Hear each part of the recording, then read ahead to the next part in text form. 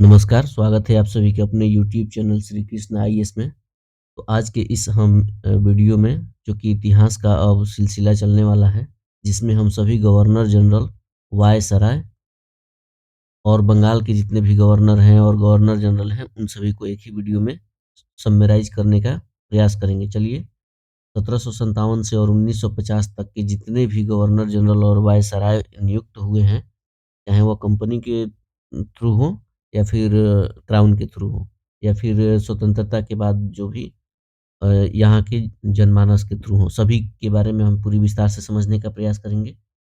तो कृपया करके चैनल को सब्सक्राइब कर लें और बेल आइकॉन को ऑन कर लें ताकि जब भी हम कोई नया वीडियो अपलोड करें तो सबसे पहले आपको नोटिफिकेशन पहुँचे और अगर पसंद आए तो लाइक करें।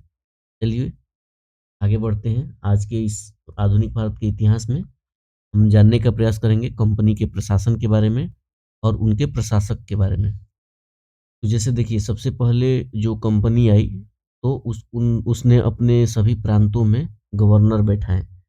जैसे कि कंपनी का सबसे मुख्य प्रांत था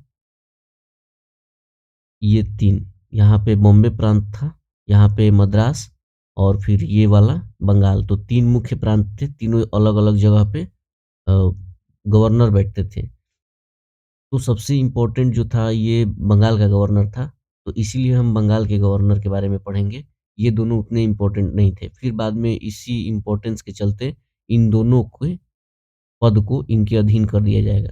चलिए देखते हैं बंगाल के गवर्नर के बारे में। तो बंगाल का गवर्नर जो थे 1757 से 1773 के बारे में हम पढ़ेंगे। तो जो फर्स्ट गवर्नर थे बंगाल के वो रॉबर्ट क्लाइव, जो कि 1757 से 1760 तक रहा है ये, दोबारा भी रहा है। तो बात करें तो ये बहुत ही महत्वाकांक्षी और योग्य प्रशासक था, ठीक है? इसी की वजह से भारत में ब्रिटिश अपना जो कि राज था वो स्थापना कर पाए थे बहुत चालाकी से। और बंगाल के अंतिम गवर्नर कौन थे? वारेन हेस्टिंग्स, जो कि 1772 से 1773 के बीच में रहे हैं। ध्यान रखिएगा कि जो बंगाल के गवर्नर के रूप में रहे हैं वो 1772 से 73 के बीच में। उसके बाद बंगाल के गवर्नर जनरल पद बनाया गया। इसी बंगाल के गवर्नर पद को अधिक पावर देकर सुप्रीमेसी दिया गया किस पर? मुंबई के जो बॉम्बे के गवर्नर थे और मद्रास के गवर्नर थे, उनको इनके अधीन लाया गया, बंगाल के गवर्नर पद के। तो जो बंगाल का गवर्नर था वारेन हेस्टिंग, उसी को प्रमोट करके बंगाल के गवर्नर जनरल के रूप में नामित किया गया, जो कि 1774 से 1785 तक कार्य किया। इसके बाद अंतिम व्यक्ति यानी बंगाल के अंतिम गवर्नर जनरल कौन थे? तो लॉर्ड विलियम बेंटिक 1828 से 1833 के बीच में। और इसी पद को फिर प्रमोट करके भारत का गवर्नर जनरल जब बनाया गया, तो उसी लॉर्ड विलियम बेंटिक को 1833 से 35 के बीच में जो रहा, उसको भारत का प्रथम गवर्नर जनरल बनाया गया। और भारत के अंतिम गवर्नर जनरल की बात करें तो लॉर्ड कैनिंग था, जो कि 1856 में अपना शासन शुरू किया था और 1858 तक शासन किया।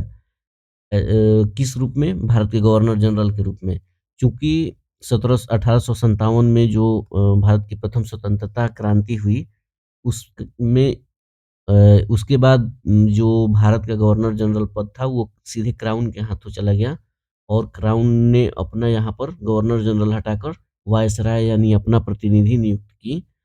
तो लॉर्ड कैनिंग था, इसी यही जो था भारत का वायसराय बना, गवर्नर जनरल से प्रमोट होके।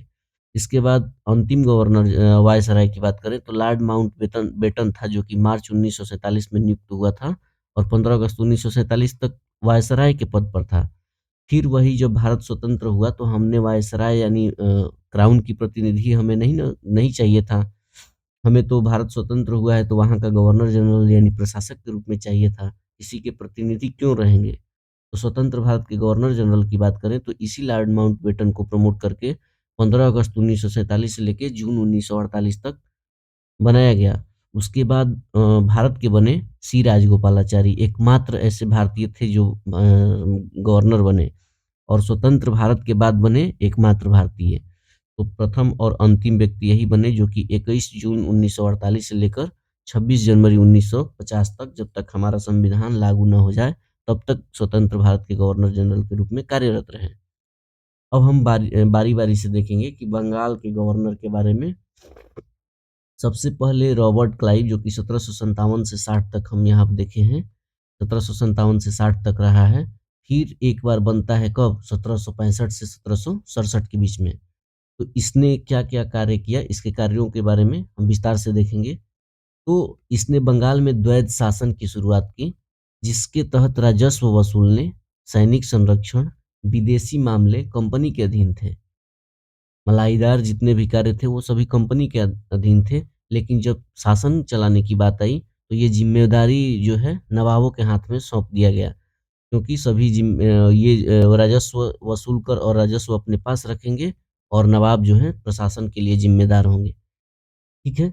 इसके आगे देखा जाए कि इसने मुगल सम्राट शाह आलम द्वितीय को इलाहाबाद की संधि जो है 1765 के द्वारा कंपनी के संरक्षण में ले लिया। क्या किया? मुगल सम्राट शाह आलम द्वितीय को इलाहाबाद संधि के द्वारा कंपनी के संरक्षण में ले लिया। इस संधि के जरिए ईस्ट इंडिया कंपनी को देश की राजनीतिक और संवैधानिक व्यवस्था में दखल देने का अवसर मिल गया और यहीं से भारत में ब्रिटिश शासन की नींव पड़ी। इसके बाद देखें कि रॉबर्ट क्लाइव ने जो है बंगाल के समस्त क्षेत्र के लिए 2 उप दीवान नियुक्त किए। एक बंगाल के लिए और एक बिहार के लिए। बंगाल के लिए उप दीवान जो है मोहम्मद रज़ा खान और बिहार के लिए राजा सिताब राय को नियुक्त किया। बहुत इंपॉर्टेंट है, कई बार पूछा गया है। इसके बाद देखें कि रॉबर्ट क्लाइव ने जेम्स रेनेल जो था, इसको हिंदुस्तान का मानचित्र तैयार करने के लिए कहा था। भारत का पहला मानचित्र जो है 1767 में रेनेल ने ही बनाया था, जिसे बंगाल एटलस वर्ष 1779 में चित्रित किया गया। जेम्स रेनेल को भारतीय भूगोल का पिता भी माना जाता है। ध्यान रखिएगा कि सबसे पहला मानचित्र जेम्स रेनेल ने 1767 में बनाया था। इसके बाद अन्य गवर्नर जनरल की बात करें तो लॉर्ड वेरेलस्ट जो है 1767 से 1769 रहा। ध्यान दीजिएगा कि 1757 से 60 के बीच में रॉबर्ट क्लाइव रहा। इसके बाद 1760 से 65 के बीच की बात करें तो ये लॉर्ड विंसीटाट रहा। विंसीटाट ये भी बहुत इम्पोर्टेंट है, बहुत प्रमुख है। क्यों? क्योंकि 1761 की जो पानीपत की तृतीय युद्ध हुआ था, पानीपत का तृतीय युद्ध, इसमें इस टाइम यही था लॉर्ड विंसीटाट। और एक महत्वपूर्ण युद्ध बक्सर का युद्ध 1764 में हुआ था, उस टाइम भी बंगाल का गवर्नर कौन था? लॉर्ड विंसीटाट। तो ये ध्यान रखिएगा कि लॉर्ड विंसीटाट 1757 से 60 रॉबर्ट क्लाइव, 1760 से विंसीटाट। इसके बाद 1765 में फिर बनता है रॉबर्ट क्लाइव 2 साल के लिए। इसके बाद फिर 69 में बनता है, 67 में 67 से 69 जो है लॉर्ड वेरेलस्ट बनता है। और उसके बाद 69 से 72 तक कॉर्टियर बनता है और फिर 72 से 74 के बीच में वॉरेन हेस्टिंग्स बनता है। तो ध्यान रखिएगा कि रॉबर्ट क्लाइव के बाद विंसीटाट, विंसीटाट के बाद फिर रॉबर्ट क्लाइव, इसके बाद वेरेलस्ट बनता है, फिर कॉर्टियर बनता है और फिर वॉरेन हेस्टिंग्स बनता है। इस क्रम को ध्यान रखिएगा। नेक्स्ट बात करें तो कंपनी के अधीन अब बंगाल के गवर्नर जनरल में हम आ चुके हैं। अब यही बंगाल का गवर्नर जो था, इसकी पोस्ट को ऊंचा कर दिया गया था और मद्रास और बॉम्बे के दोनों प्रेसिडेंसी को इसके अधीन लाया गया। ठीक है? कौन से एक्ट के तहत? रेगुलेटिंग एक्ट 1773 के अनुसार बंगाल के गवर्नर को अब अंग्रेजी क्षेत्रों का गवर्नर जनरल कहा जाने लगा, जिनका कार्यकाल 5 वर्षों का निर्धारित किया गया। मद्रास एवं बम्बई के गवर्नर को इसके अधीन कर दिया गया। इस प्रकार भारत में कंपनी के अधीन प्रथम governor general of Warren Hastings को बनाया गया, जिसका प्रशासन 1774 से 85 के बीच में ये भारत के गवर्नर जनरल बंगाल के गवर्नर जनरल के रूप में रहा। तो बंगाल के गवर्नर जनरल के रूप में अगर वारेन हेस्टिंग्स की कार्यकाल को पूछा जाएगा तो 1774 से 1785 होगा। लेकिन अगर बंगाल के गवर्नर के रूप में पूछा जाएगा तो 1772 से 1774 होगा। ध्यान रखिएगा। इसके बाद वारेन हेस्टिंग्स जो है 1750 ईस्वी में कंपनी के एक क्लर्क के रूप में कलकत्ता आया था। देख लीजिए, क्लर्क के रूप में आया और ये सीधे गवर्नर जनरल बनकर गया और अपनी कार्य कुशलता के कारण कासिम बाजार का अध्यक्ष बना था। ये भी पूछता है कि गवर्नर जनरल बनने से पहले क्या था या गवर्नर बनने से पहले क्या था? तो कासिम बाजार का अध्यक्ष था और बंगाल का गवर्नर और कंपनी का गवर्नर जनरल बना। कंपनी का गवर्नर जनरल कहने का तात्पर्य बंगाल का गवर्नर जनरल से ही है। इसके बाद इसके पूरे कार्यकाल को अगर एक नज़र दौड़ाया जाए तो इसने राजकीय कोषागार को मुर्शिदाबाद से हटाकर कलकत्ता लाया। जो क्षेत्रीय मुख्यालय मुर्शिदाबाद था, वहाँ से हटाकर कलकत्ता लाया राजकीय कोषागार को। इसके बाद 1772 ईस्वी में इसने प्रत्येक जिले में एक फौजदारी और एक दीवानी, आज जो डिस्ट्रिक्ट कोर्ट देखा जाता है, ये इसी का देन है। तो प्रत्येक जिला में एक फौजदारी और एक दीवानी अदालतों की स्थापना की। फौजदारी अदालतें सदर निजामत अदालत द्वारा निरीक्षित होती थी और नाजिम द्वारा नियुक्त दरोगा जो था, अदालत की अध्यक्षता करता था। दीवानी अदालत में जो है कलेक्टर मुख्य न्यायाधीश होता था। जिला फौजदारी अदालत एक भारतीय अधिकारी के अधीन होती थी, जिसकी सहायता के लिए एक मुफ्ती और एक काजी होता था। फौजदारी अदालत में कलेक्टर इस न्यायालय के कार्य की देखभाल करता था। यानी कलेक्टर जो था, कलेक्टर के लिए 2 काम, कलेक्टर के लिए एक तो दीवानी, दीवानी में डायरेक्ट होता था और फौजदारी में जो था, फौजदारी में जो काजी या फिर मुफ्ती होते थे, इसके ऊपर निरीक्षण का कार्य करता था कलेक्टर। यानी दोनों मुख्य रूप से कलेक्टर का ही कार्य था। इसके बाद देखिए कि कलकत्ता में एक सदर दीवानी अदालत और एक सदर फौजदारी अदालत की स्थापना की गई। सदर दीवानी अदालत कलकत्ता काउंसिल का सभापति और उसी काउंसिल का 2 सदस्य रायन और मुख्य कानूनगो की सलाह से न्याय करते थे। सदर फौजदारी अदालत में नाइब निजाम, मुख्य काजी, मुफ्ती और 3 मौलवियों की सहायता से न्याय करते थे। जिले की दीवानी और फौजदारी अदालतों के मुकदमे जो है अंतिम निर्णय के लिए सदर अदालतों में भेजे जाते थे। यानी ऊपरली अदालत थी सदर अदालत। दीवानी मुकदमों में जातीय कानून अर्थात हिंदुओं के संबंध में हिंदू कानून और मुसलमान के लिए मुस्लिम कानून लागू किया जाता था, ताकि फौजदारी मुकदमों में मुस्लिम कानून को है लागू किया जा सके। इसके बाद देखिए कि 1772 में कोर्ट ऑफ डायरेक्टर्स जो थे, इन्होंने द्वैत प्रणाली को समाप्त करने तथा कंपनी को बंगाल, बिहार तथा उड़ीसा प्रांत की शासन व्यवस्था का उत्तरदायित्व संभालने का आदेश दिया। यानी जो 1772 में कोर्ट ऑफ डायरेक्टर जो था, जो कंपनी को देख-रेख करता था, उसने द्वैत प्रणाली को समाप्त करने तथा कंपनी को बंगाल, बिहार, उड़ीसा प्रांत की शासन व्यवस्था का उत्तरदायित्व संभालने का आदेश दिया। वारेन हेस्टिंग्स ने दोनों उपदीवानों मोहम्मद रजा खान और राजा सिताब राय को पद से हटाया। जो रॉबर्ट क्लाइव ने मोहम्मद रजा खान को बंगाल की और सिताब राय को बिहार का उपदीवान नियुक्त किया था, वारेन हेस्टिंग्स ने इन्हें हटाकर द्वैत शासन प्रणाली को समाप्त कर दिया। फिर 1772 में वारेन हेस्टिंग ने एक नई भू राजस्व पद्धति लागू की, जिसे इजारेदारी प्रथा के नाम से जाना जाता है। इजारेदारी, ठीक है? इस पद्धति को ध्यान रखिएगा, बार-बार पूछा जाता है ये एग्जाम में। इस पद्धति को अपनाने का मुख्य उद्देश्य था कि अधिक भू राजस्व वसूल करना। इसकी मुख्य 2 विशेषताएँ थी। पहला, इसमें पंचवर्षीय ठेके की व्यवस्था की गई, यानी 5 वर्ष में ठेका दिया जाता था और इसके अंतर्गत उच्चतम बोली लगाने वाले को लगान वसूली का अधिकार दिया जाता था। जो भी उच्च बोली लगाएगा, वो लगान वसूल करके जमा करेगा। यानी कंपनी अपने ऊपर बोझ नहीं लेना चाहती थी। इसके पीछे का रीज़न था कि अभी कम जो यहाँ के लोग थे, वो भी विरोध कर सकते थे और जो ज़मींदार थे, वो भी विरोध कर सकते थे और जो राजा थे, वो भी विरोध कर सकते थे। इन सभी से बचने के लिए कंपनी ने यहाँ के जो लगान वसूली के बोझ को यहीं के उच्चतम बोली लगाने वाले को नियुक्त कर दिया। ठीक है? हेस्टिंग्स ने नवाब की देखभाल के लिए मीर जाफ़र की विधवा जो है, मुन्नी बेगम को उसका संरक्षक नियुक्त किया। मीर जाफ़र की विधवा को, ठीक है? 1775 में मुन्नी बेगम को हटाकर मोहम्मद रज़ा खां को नवाब का संरक्षक नियुक्त किया गया और 1776 में मनुस्मृति का अंग्रेजी अनुवाद जो है, एक कोड ऑफ जेंटू लॉज के नाम से हुआ। 1776 में मनुस्मृति का, ध्यान रखिएगा, ये भी पूछा जाता है। विलियम विल्किंस ने 1785 ईस्वी में भगवत गीता का अंग्रेजी में अनुवाद किया। कौन? विलियम विल्किंस ने, ये भी पूछा गया है। अंग्रेजी में अनुवाद किसने किया था? विलियम विल्किंस ने 1785 में। और 1789 में अभिज्ञान शकुंतलम नामक नाटक का अंग्रेजी में अनुवाद किया गया। ठीक है, ध्यान रखिएगा इन तीनों ग्रंथों के बारे में। इसके बाद हेस्टिंग्स ने 1781 ईस्वी में फारसी और अरबी भाषा के अध्ययन जो है, इसके लिए कलकत्ता में एक मदरसा बनवाया 1781 में।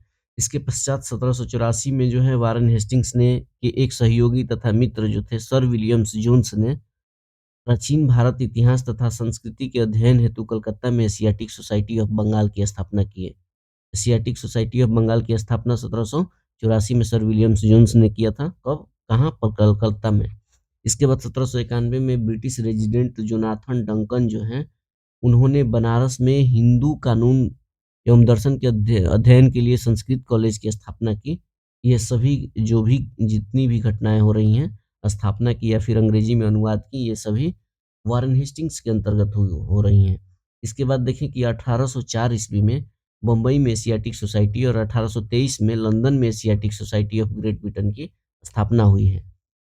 नेक्स्ट देखें तो इसने मुगल सम्राट को मिलने वाला 26 लाख रुपए की वार्षिक पेंशन बंद करवा दी। किसने?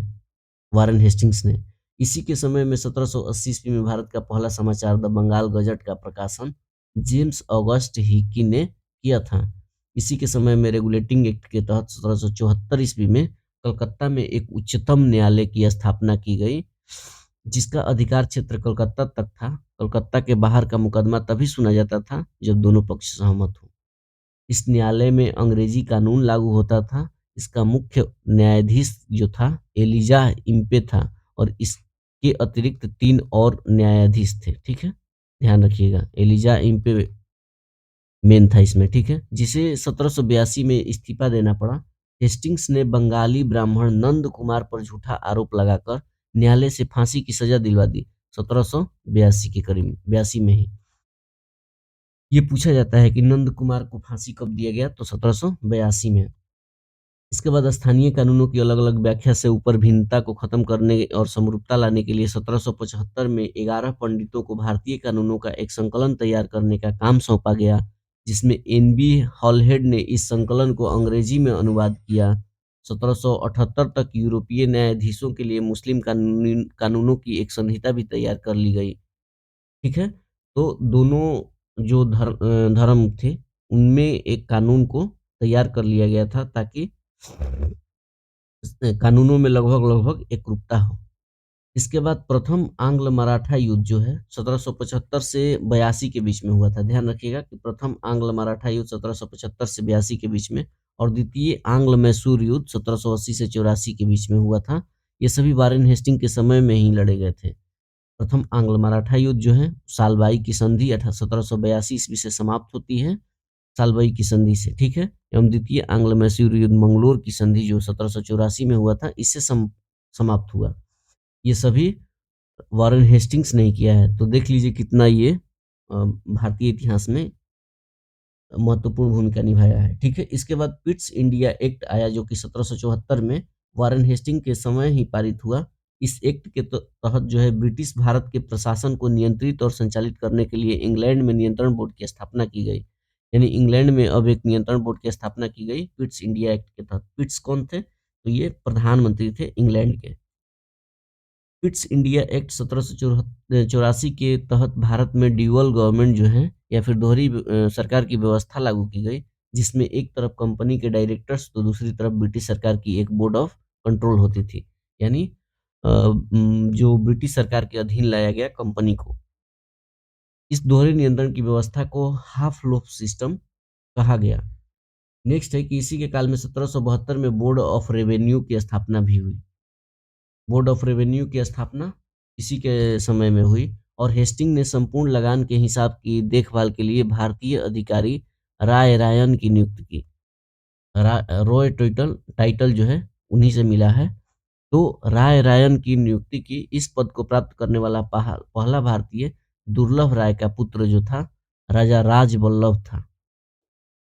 इसके बाद देखिए पिट्स इंडिया एक्ट 1784 के विरोध में इस्तीफा देकर जब वारेन हेस्टिंग्स जो है फरवरी 1785 में यानी पिट्स इंडिया के एक्ट के विरोध में इस्तीफा दे देता है वारेन हेस्टिंग। तब फरवरी 1785 में जब इंग्लैंड पहुंचा तो एडमंड बर्क ने उस पर बंगाल का शासन सही ढंग से न चलाने का आरोप लगाया और इस आरोप के आधार पर ब्रिटिश संसद में महाभियोग का मुकदमा चलाया गया।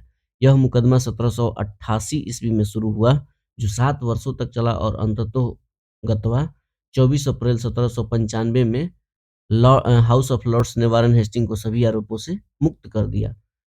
1786 की बारी आई। इसमें हेस्टिंग्स के जाने के पश्चात लगान परिषद का पुनर्गठन किया गया। जो लगान परिषद था उसका पुनर्गठन किया गया और एक नवीन अधिकारी सरिस्तादार की नियुक्ति की गई, जिसका कार्य सभी कानूनगो के कागजों की देखभाल करना था। इस पद पर नियुक्त सर्वप्रथम किसकी हुई नियुक्ति? जेम्स ग्रांट की।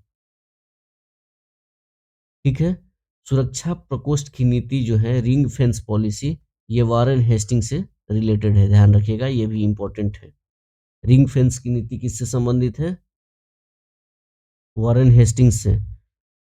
सर जॉन मैकफर्सन 1785 तक वॉरेन हेस्टिंग रहा। इसके बाद सर जॉन मैकफर्सन जो है 1785 से 86 के बीच में 1 साल के लिए रहा। इसे अस्थायी गवर्नर जनरल नियुक्त किया गया था। तब इसके बाद आता है लॉर्ड कॉर्नवालिस 1786 से 1793। इसके समय में जिले में समस्त अधिकार कलेक्टर के हाथों में दे दिए गए। इसने भारतीय न्यायाधीशों से युक्त जिला फौजदारी अदालतों को समाप्त कर उसके स्थान पर 4 भ्रमण करने वाली अदालतें, जिनमें 3 बंगाल के लिए और 1 बिहार के लिए नियुक्त कर दी। यानी अब ये जो समस्त अधिकार कलेक्टर के हाथ में दिए गए थे, जिला फौजदारी अदालत को समाप्त कर दिया और 4 घूमने वाली अदालतें बनाई। इसके बाद 1792 में लॉर्ड कॉर्नवालिस ने दारोगा प्रणाली शुरू की। पूछेगा दारोगा प्रणाली तो किसने शुरू किया था? 1792 ईस्वी में लॉर्ड कॉर्नवालिस ने। कॉर्नवालिस ने ही 1793 ईस्वी में प्रसिद्ध कॉर्नवालिस कोड का निर्माण करवाया, जो शक्तियों के पृथक्करण सिद्धांत पर आधारित था। यानी शक्ति के पृथक्करण सिद्धांत, यानी कार्यपालिका, न्यायपालिका इत्यादि सभी शक्तियां किसी एक हाथ में ना होनी चाहिए। तो इसके पृथक्करण का सिद्धांत कॉर्नवालिस ने ही अपनाया। 1793 में एक विनियम के द्वारा जिला कलेक्टर को उसकी न्यायिक शक्तियों से वंचित कर दिया गया और केवल संग्राहक अभिकर्ता बना दिया गया। यानी जिला कलेक्टर की शक्तियों को कम किया गया। पुलिस कर्मचारियों के वेतन में वृद्धि के साथ ही ग्रामीण क्षेत्रों में जो है पुलिस अधिकार प्राप्त जमींदारों को इस अधिकार से वंचित कर दिया गया। यानी जमींदारों को अब पुलिस की अधिकार जो थी वो नहीं दिया गया। कंपनी के कर्मचारियों के व्यक्तिगत व्यापार पर प्रतिबंध लगा दिया गया। यानी कंपनी के कर्मचारी अब अपना व्यक्तिगत जो व्यापार थे वो नहीं करेंगे। जिला में पुलिस थाना की स्थापना कर एक दरोगा को इसका इंचार्ज बनाया गया, जिला में पुलिस थाना को। और भारतीयों के लिए सेना में सूबेदार, जमादार, प्रशासनिक सेवा में मुंसिफ, सदर, अमीन या डिप्टी कलेक्टर से ऊंचा पद नहीं दिया जाता था।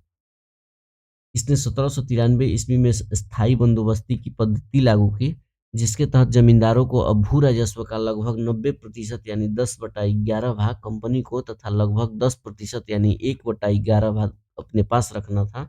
स्थायी बंदोबस्त की योजना सर जॉन शोर ने बनाई थी, जो आगे चल के गवर्नर जनरल बनता है।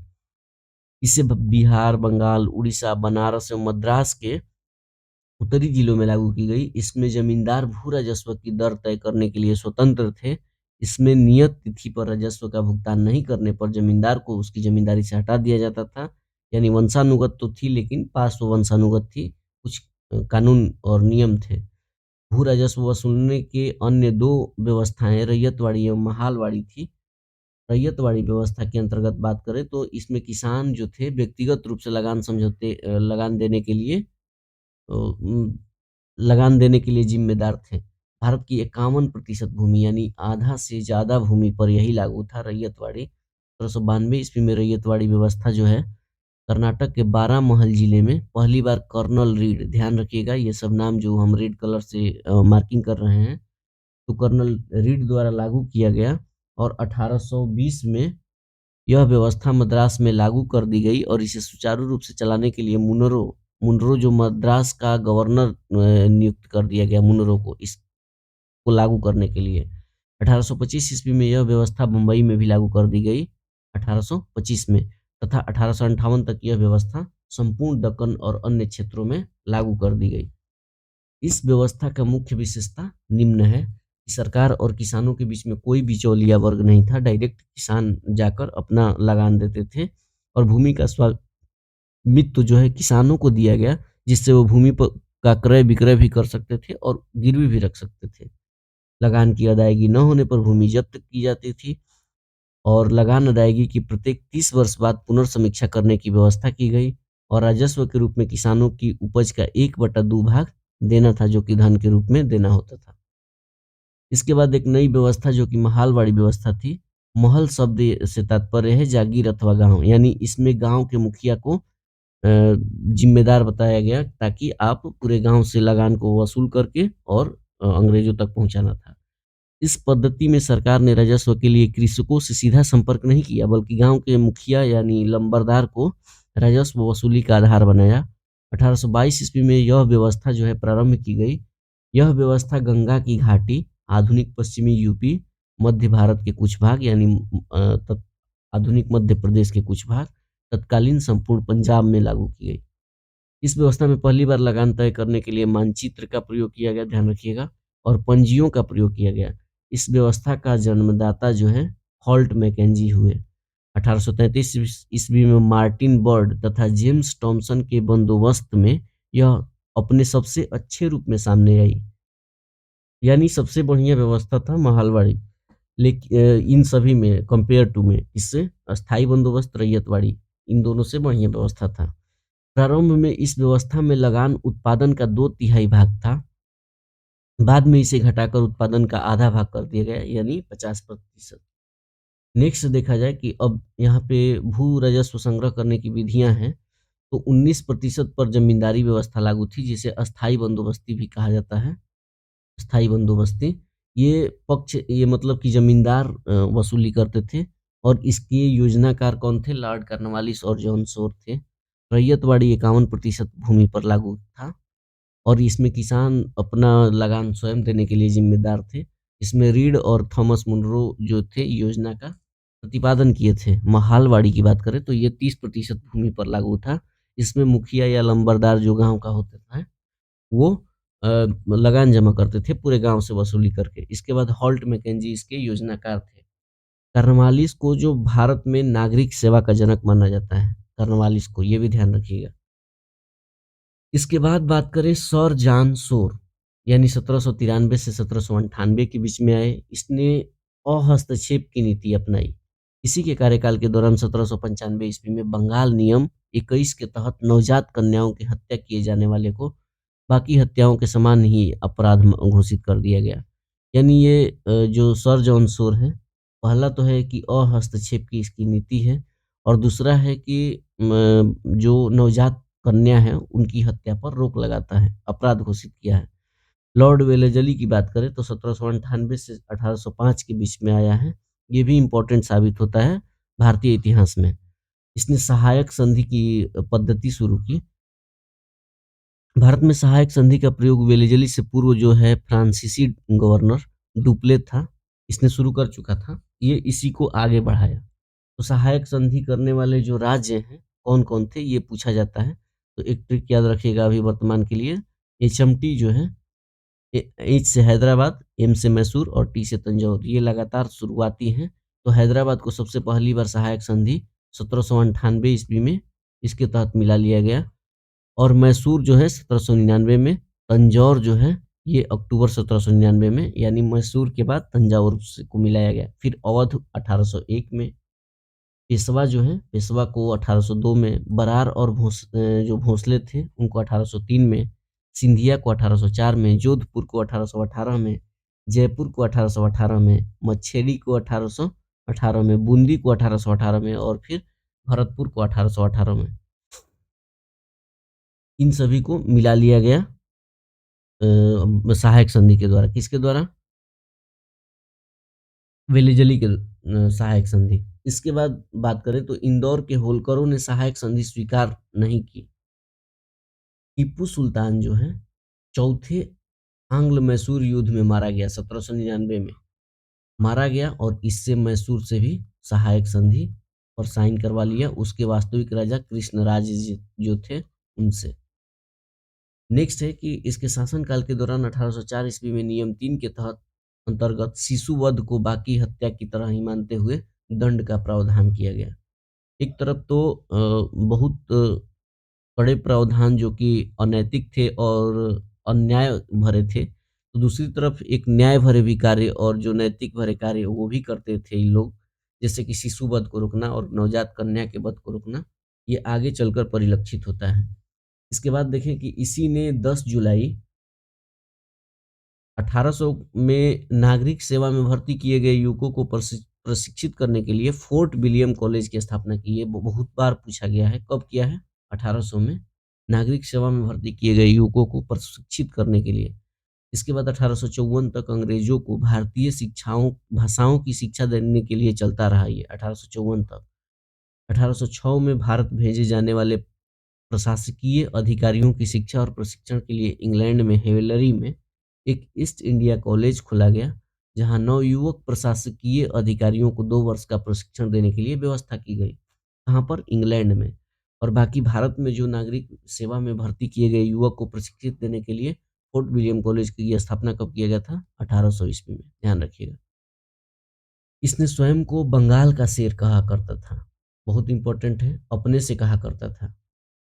और एक लॉर्ड कॉर्नवालिस जो है 1805 ईस्वी में फिर दूसरा बार आया था बंगाल में, परंतु शीघ्र ही इसकी मृत्यु हो जाती है।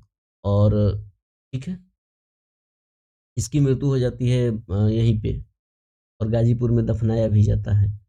सर जॉर्ज बारलो 1805 से 1807 ईस्वी में रहा है। सर जॉर्ज बारलो 1806 ईस्वी में देखें तो वेल्लोर में हुए सिपाही विद्रोह इसके काल की महत्वपूर्ण घटना है। लॉर्ड इसमें यानी जॉर्ज बारलो की बात करें तो वेल्लोर विद्रोह 1806 में जो हुआ था, ये महत्वपूर्ण घटना है। वेल्लोर विद्रोह, जो कि वेल्लोर में सिपाही विद्रोह हुआ था, ये 1806 में, ये सर जॉर्ज बारलो के ही रीजन में हुआ था। इसके बाद लॉर्ड मिंटो प्रथम जो है 1807 से 1813 के ईस्वी के बीच में रहता है। इसके काल में रणजीत सिंह एवं अंग्रेजों के बीच 28 अप्रैल 1809 को 25 अप्रैल 1809 को अमृतसर की संधि चार्ल्स मेटकाफ की मध्यस्थता के कारण हुई। कौन सी संधि? अमृतसर की संधि। कब? 1809 में। ये अंग्रेज जो थे, ये रणजीत सिंह से कभी जीत नहीं पाए थे, इसलिए किसी तरह उनको संधि से मिलाना पड़ा। इसी के समय चार्टर एक्ट 1813 जो है पास हुआ था। नेक्स्ट देखें अब लॉर्ड हेस्टिंग, जो कि 1813 से 1823 के बीच में चलता है। तो इसी के समय आंग्ल नेपाल युद्ध 1814 से 16 के बीच में हुई। इसमें नेपाल के जो अमर सिंह थापा थे, वे समर्पण कर चुके थे। मार्च 1816 ईस्वी में अंग्रेजों एवं गोरखों के बीच में है सुगौली की संधि होती है। उसी के दौरान आंग्ल नेपाल युद्ध का अंत हो जाता है और सुगौली के संधि के तहत नेपाल इसकी अधीनता स्वीकार करने के लिए राजी हो जाता है। इसके समय में पिंडारियों का दमन किया गया। पिंडारी कौन थे? जो मराठा की सेनाओं में बहुत वीरता से लड़ते थे, वही पिंडारी थे। इनका दमन कर दिए। पिंडारियों के प्रमुख नेता में वासिल मुहम्मद चित्तू एवं करीम खान थे। इसने मराठाओं की शक्ति को अंतिम रूप से नष्ट कर दिया। इसने प्रेस पर लगे प्रतिबंध को समाप्त कर प्रेस के मार्गदर्शन के लिए नियम बनाए। और इसी के समय जो है 1822 ईस्वी का जो टेनेंसी एक्ट था, यानी काश्तकारी अधिनियम, ये लागू किया गया। इसके बाद आया लॉर्ड एमहर्स्ट, 1823 से 28 तक रहा। इसके समय में प्रथम आंग्ल बर्मा युद्ध 1824 से 1826 के बीच में लड़ा गया। यांडबू की संधि से समाप्त होता है और बैरकपुर का सैन्य विद्रोह भी इसी के समय में हुआ 1824 में। तो यांडबू की संधि कब होती है? 1826 में। इसी के साथ आंग्ल बर्मा युद्ध समाप्त होता है। अब बात करें लॉर्ड विलियम बेंटिक की, तो ये 1828 से 1835 ईस्वी तक रहा। 1803 में यह मद्रास का गवर्नर था, ध्यान रखिएगा। 1803 में ये कहाँ था? मद्रास में था, गवर्नर के पोस्ट पे। इसी के समय जो है 1806 में माथे पर जातीय चिन्ह न लगाने, कानों में बालियां न पहनने देने पर वेल्लोर के सैनिकों ने विद्रोह किया था 1803 ईस्वी में। यानी 1806 में विद्रोह हुआ था। सर जॉर्ज बारलो यहाँ का गवर्नर जनरल था और ये गवर्नर था मद्रास का। 1833 ईस्वी में जो चार्टर एक्ट आया, इसके द्वारा बंगाल के गवर्नर जनरल को भारत का गवर्नर जनरल बना दिया गया। अब यानी पूरे भारत का गवर्नर जनरल बनाया गया। किसको? लॉर्ड विलियम बेंटिक को। और जो बंगाल का गवर्नर जनरल का पोस्ट था, उसी को प्रमोट करके भारत का गवर्नर जनरल पोस्ट क्रिएट किया गया। इस प्रकार भारत का पहला गवर्नर जनरल जो है लॉर्ड विलियम बेंटिक हुआ। बंगाल का प्रथम गवर्नर जनरल वारेन हेस्टिंग्स था, जो कि हमने पहले ही बता चुका है। राजा राम मोहन राय के सहयोग से बेंटिक ने 1829 ईस्वी में सती प्रथा को समाप्त कर दिया। बेंटिक ने इस प्रथा के खिलाफ कानून बनाकर 1829 में जो धारा 17 थी, ध्यान रखिएगा, ये भी पूछा जाता है कि कौन सी धारा के अंतर्गत विधवा यानी सती प्रथा को अवैध घोषित किया गया। तो धारा 17 के द्वारा विधवाओं के सती होने के लिए अवैध घोषित कर दिया गया।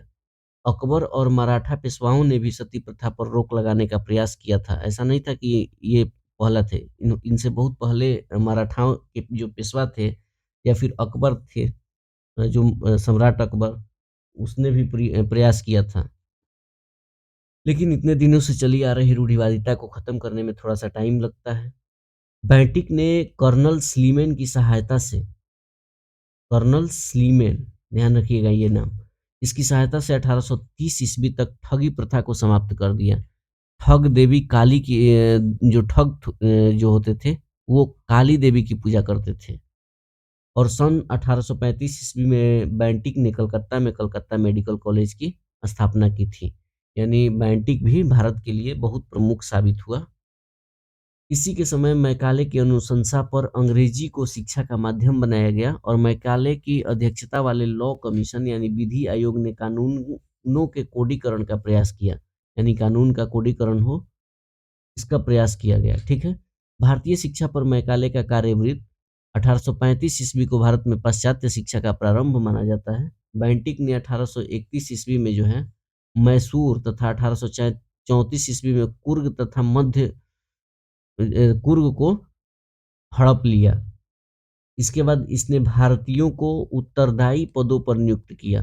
देखिए ये अच्छा काम शुरू करता है कि भारतीयों को उत्तरदायी पदों पर नियुक्त करना शुरू करता है। इसके समय में भारतीयों को प्रदान किया गया उच्चतम पद सदर अमीन का था, जिसे 700 रुपये प्रति माह तनख्वाह मिलती थी। इसके समय कंपनी के 1833 के चार्टर एक्ट द्वारा यह निश्चित किया गया कि धर्म, जाति, रंग अथवा जन्म के आधार पर किसी भी व्यक्ति को कंपनी की सेवा में प्रवेश करने से नहीं रोका जाएगा।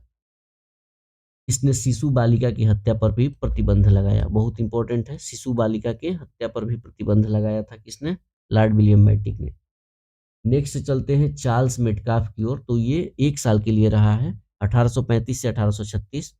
इसने क्या किया है कि प्रेस पर से नियंत्रण हटाया है।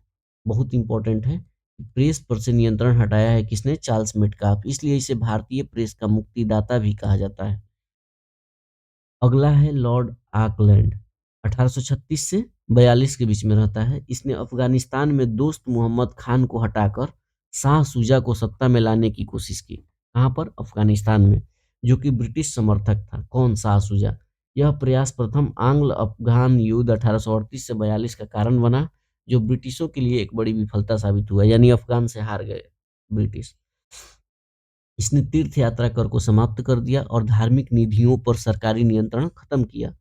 1839 ईस्वी में इसने कलकत्ता से दिल्ली तक जीटी रोड का मरम्मत करवाया। ये पूछा जाता है कि जीटी रोड का निर्माण किसने कराया? तो शेरशाह सूरी ने।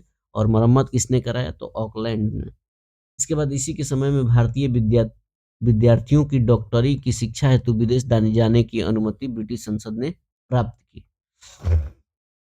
इसके बाद बनता है लॉर्ड एलनबरो, 1842 से 1844 में।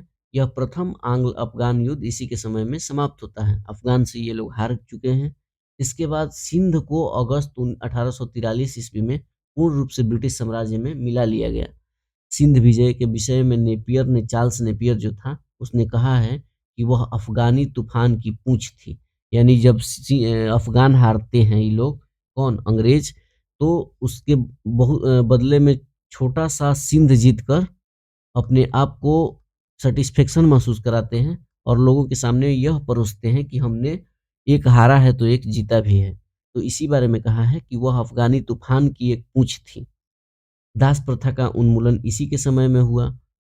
1843 के एक्ट जो है 5 यानी एक्ट 5 के द्वारा इसमें स्वामियों को अपने दासों पर दावा करने के लिए न्यायालय जाने से वंचित किया गया। आप न्यायालय नहीं जा सकते हैं। ठीक है। रविवार की छुट्टी जो है 1843 से ही, एलनबरो के समय से ही शुरुआत होती है। लॉर्ड हार्डिंग की बात करें प्रथम है ये। लॉर्ड हार्डिंग प्रथम 1844 से 1848 के बीच में रहा है। इसके काल की सबसे महत्वपूर्ण घटना जो थी, प्रथम आंग्ल-सिख युद्ध 1845-46 थी। इसमें अंग्रेज विजयी हुए। पहली बार यहाँ पर 1843 में से पहली मतलब 1843 की तो बात ही छोड़ दीजिए। 1843 में पहली बार नॉर्थ वेस्ट से अंग्रेज़ों को कोई सफलता हाथ लगती है और उसमें सबसे बड़ी बात जो है वो नॉर्थ वेस्ट ये वाला क्षेत्र। तो इस वाले क्षेत्र से पहली बार 1843 में थोड़ी-सी सफलता मिलती है, लेकिन इसको और जश्न के रूप में मनाया गया 1846 में, जो कि कभी न हारने वाले रणजीत सिंह के जो साम्राज्य थे, वो घरेलू विवाद में फँस के और प्रथम आंग्ल-सिख युद्ध के उपरांत जो है अंग्रेज़ों के विजय के तिलक लगाए। तो इसमें अंग्रेज़ जो है विजयी हुए हैं। तो लॉर्ड हार्डिंग ने एक और कार्य किया है, नरबलि प्रथा यानी जो बलि दिया जाता था देवी-देवताओं को खुश करने के लिए, तो उसको प्रतिबंध लगाया था। इसने लॉर्ड हार्डिंग प्रथम ने। लॉर्ड डलहौजी की बात करें तो 1848 से 1856 तक शासन किया है।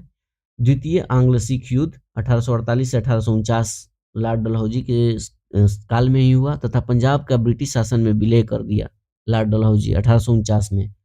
जगत प्रसिद्ध जो है सिख राज्य का प्रसिद्ध हीरा कोहिनूर जो है महारानी विक्टोरिया को भेज दिया गया। द्वितीय आंग्ल सिख युद्ध के दौरान 3 युद्ध लड़े गए। आंग्ल सिख युद्ध के दौरान पहला जो है रामनगर का युद्ध जो कि 16 नवंबर 1848 ईस्वी को, जिसमें अनिर्णायक परिणाम निकलते हैं। दूसरा चिलियां वाला युद्ध जो कि 13 जनवरी 1849 ईस्वी को, ये भी अनिर्णायक होता है। लेकिन तीसरा युद्ध जो है गुजरात में चिनाब नदी के किनारे जो लड़ा जाता है 12 मार्च 1849 को, जिसमें सिख बुरी तरह हार गए। इसके बाद द्वितीय आंग्ल बर्मा युद्ध इसने ही लड़ा था।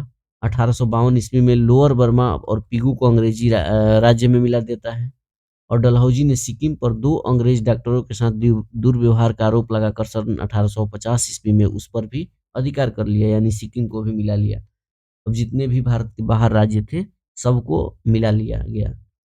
1852 ईस्वी में एक इनाम कमीशन की स्थापना। इनाम कमीशन क्यों बनाया गया?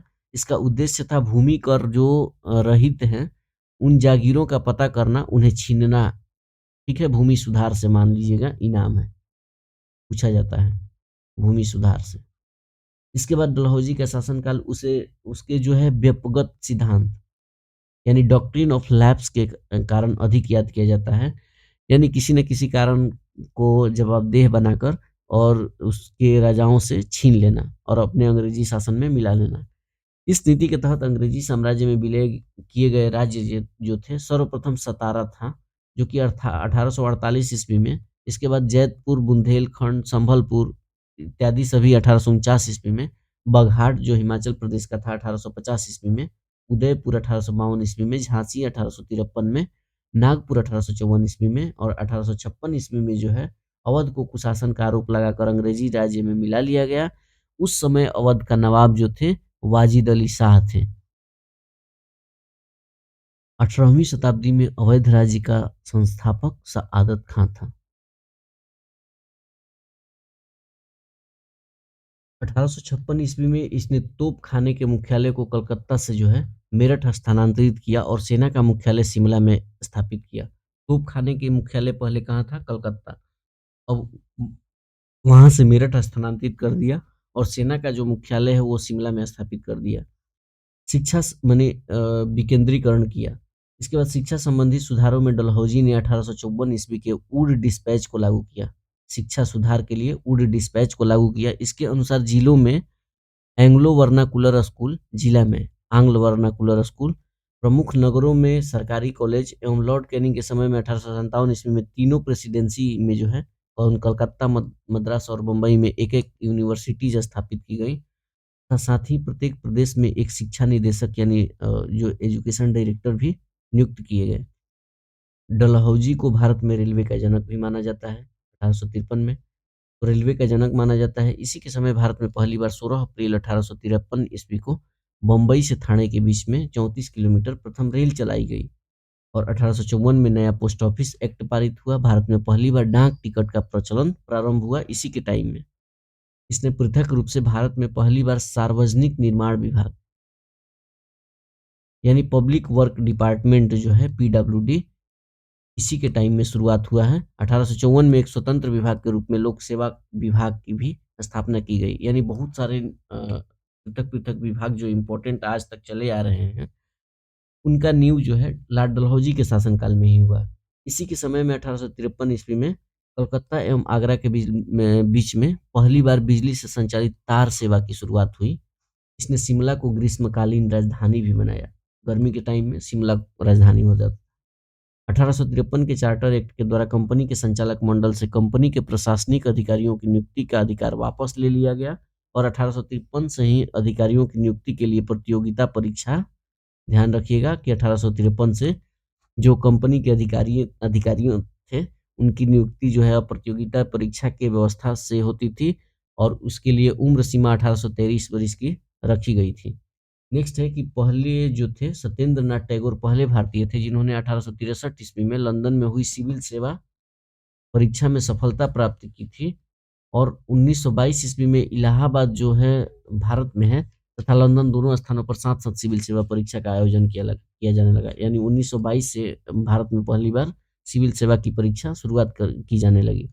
डलहौजी ने नरबली प्रथा को रोकने का भी प्रयास किया। अब आगे चलते हैं। लॉर्ड कैनिंग 1856 से 62 के बीच में 62 तक यानी ये अंतिम गवर्नर जनरल बनता है। यह भारत में कंपनी द्वारा नियुक्त अंतिम गवर्नर जनरल और ब्रिटिश सम्राट के अधीन नियुक्त जो है भारत का प्रथम वायसराय था। इसके समय की सबसे महत्वपूर्ण घटना थी सन 1857 ऐतिहासिक विद्रोह, यानी जो 1857 के ऐतिहासिक विद्रोह हुआ था, इसी के टाइम हुआ था। इसके टाइम में लॉर्ड कैनिंग के।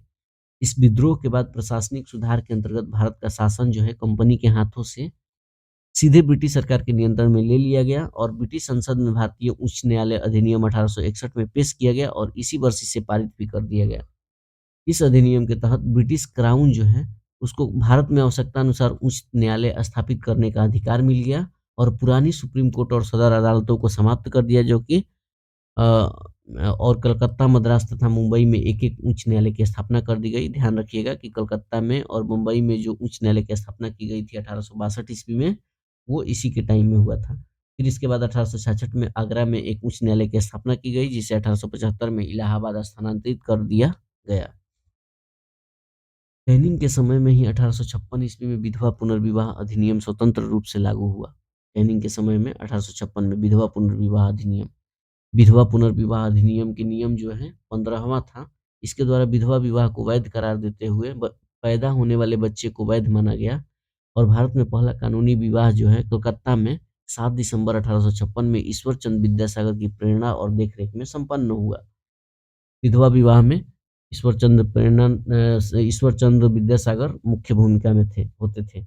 1856 ईस्वी में पैतृक संपत्ति से संबंधित जो कानून बनाया गया उसके अनुसार यह निश्चित किया गया कि धर्म परिवर्तन करने पर किसी व्यक्ति को उसकी पैतृक संपत्ति से वंचित नहीं किया जाएगा।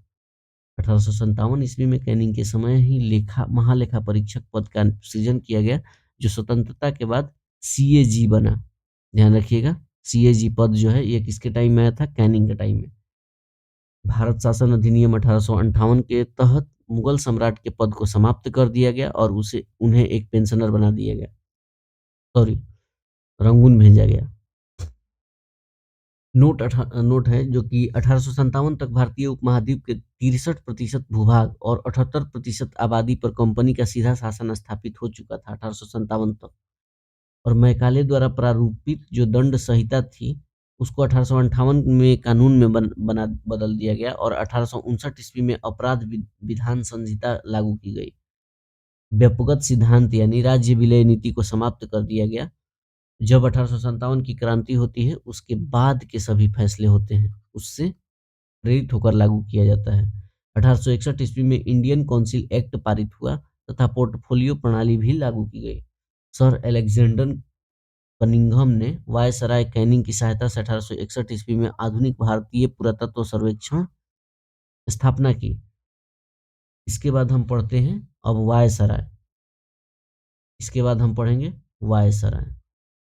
वायसराय में पहला थे लॉर्ड केनी, दूसरा था लॉर्ड एलियन 1862 से 63 के बीच में। इसने बहावी आंदोलन का दमन किया था। कौन? Lord alien. और 1863 में धर्मशाला में इसकी मृत्यु हो गई थी। लॉर्ड एलियन, यानी भारत में मरने वाले दो हो चुके हैं, कर्नवालिस और फिर एलियन। इसके बाद लॉर्ड लॉरेंस है 1864 से 1869 के बीच में। 1865 में भूटान जो है, इसने ब्रिटिश साम्राज्य पर आक्रमण किया। 1865 में अफगानिस्तान के संबंध में इसने अहस्तक्षेप की नीति अपनाई, जिसे शानदार निष्क्रियता के नाम पे भी जाना जाता है। इसी के समय में उड़ीसा में सन 1866 ईस्वी में तथा बुंदेलखंड एवं राजपूताना में 1868 से 69 ईस्वी में भीषण अकाल पड़ा था। लॉरेंस के समय में इसने हेनरी कैंपबेल के नेतृत्व में एक अकाल आयोग का गठन किया था। कौन? सर जॉन लॉरेंस ने। सन 1865 ईस्वी में इसके द्वारा भारत एवं यूरोप के बीच प्रथम समुद्री टेलीग्राफ सेवा शुरू की गई, इसके ही द्वारा। इसके बाद लॉर्ड मेयो 1869 से 72 के बीच में, लॉर्ड मेयो ने अजमेर में, कहाँ? अजमेर में 1872 ईस्वी में मेयो कॉलेज की स्थापना की है। और इसने सन 1872 ईस्वी में एक कृषि विभाग की भी स्थापना की है, लॉर्ड मेयो ने। भारत में अंग्रेजों के समय में प्रथम जनगणना 1872 ईस्वी में लॉर्ड मेयो के कार्यकाल में ही हुआ। और एक अफगान शेर अली अफरीदी ने 8 फरवरी 1872 में पोर्ट ब्लेयर में चाकू मारकर इसकी हत्या कर दी। यानी तीसरा गवर्नर जनरल या फिर वायसराय है जो कि भारत में मरता है। कौन? Lord Mayo. पोर्ट ब्लेयर में चाकू मार दिया गया शेर अली अफरीदी को, अफरीदी ने मारा, ठीक है। लॉर्ड नॉर्थब्रुक जो है 1872 से 1876 के बीच में रहा है। इसके समय में बंगाल में अकाल पड़ा है।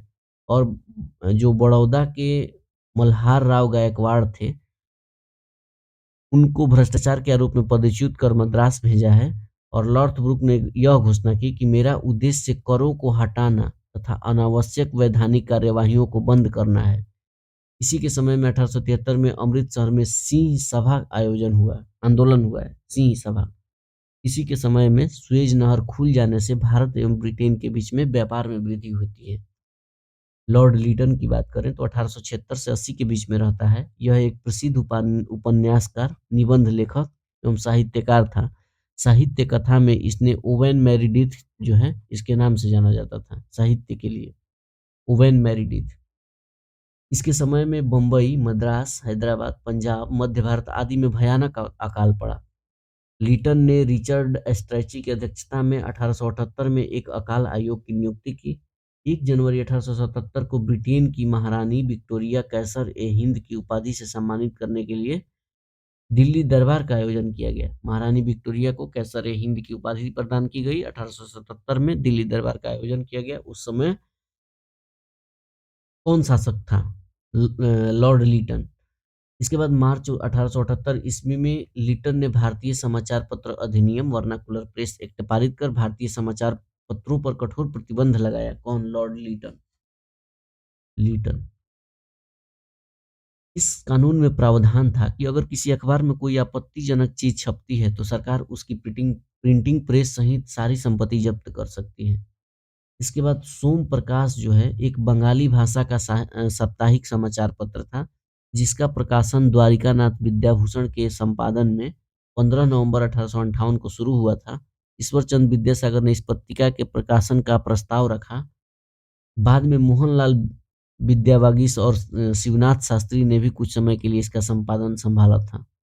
पायनियर अखबार जो था, इसने वर्नाकुलर प्रेस एक्ट 1878 का समर्थन किया था। ध्यान रखिएगा, पायनियर। इसी के समय में सन 1878 यानी किसके समय में? लॉर्ड लीटन के समय में भारतीय शस्त्र अधिनियम पारित हुआ, जिसके तहत शस्त्र रखने तथा व्यापार करने के लिए लाइसेंस को अनिवार्य बना दिया गया।